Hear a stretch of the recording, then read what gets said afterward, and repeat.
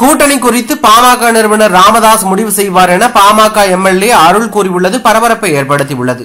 தைலாபுரத்தில் செய்தியாளர்களிடம் பேசிய பாமக எம்எல்ஏ அருள், தந்தை மகன் உறவுக்கு உதாரணமாக இருந்தவர்கள் தற்போது பிரிந்து இருப்பது வருத்தமாக இருக்கிறது. எதிர்காலத்தில் அன்புமணி தவறான உதாரணமாக மாறிவிடுவாரோ என்கின்ற பயம் எனக்கு உள்ளது. பாமகவில் தேர்தல் கூட்டணி குறித்து பேசுவதற்கு பாமக நிறுவனர் ராமதாசுக்கு மட்டுமே முழு அதிகாரம் உள்ளது.